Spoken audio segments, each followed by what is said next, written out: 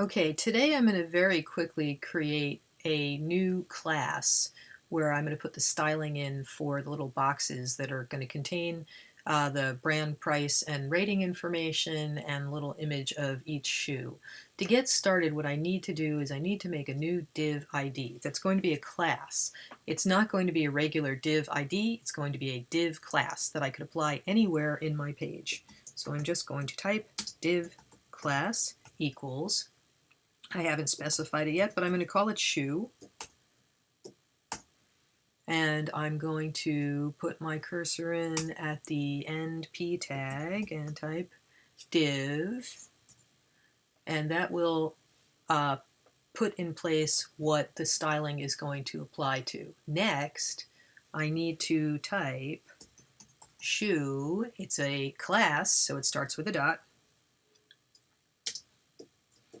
Left curly bracket, and I'm going to set the width. These are little things, so I'm going to set the width to 150 pixels.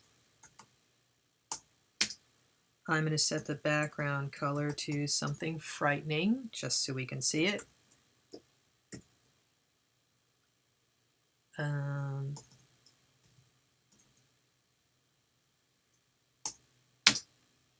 I'm going to set, and this is really important, I'm going to set the position,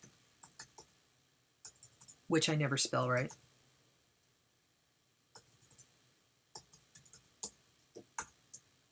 to relative, because I want to space these out across that main content area.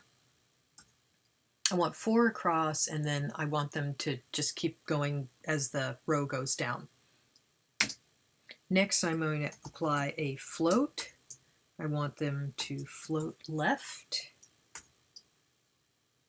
And I'm going to set a margin to 10 pixels. And while I'm at it, you're probably watching this all change as I do it. I'm going to apply padding, and because I don't want the text to kind of bump up against the edge of the box.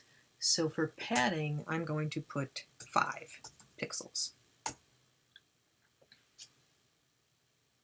And I'm going to close that with another curly bracket, which should turn my footer back to that disgusting blue color. That curly bracket. Okay, so I have that set. I have my div class down here, shoe. So I should be able to select this, copy, hit return, and it should keep making more.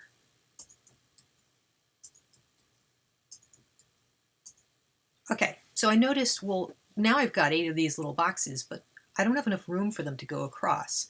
So what I need to do now is go back to my container parameter, and instead of the width being 900 pixels, I'm going to change it to 1024. But that didn't do it. That just changed the size of my container. Okay, so now I got to go back to main content area.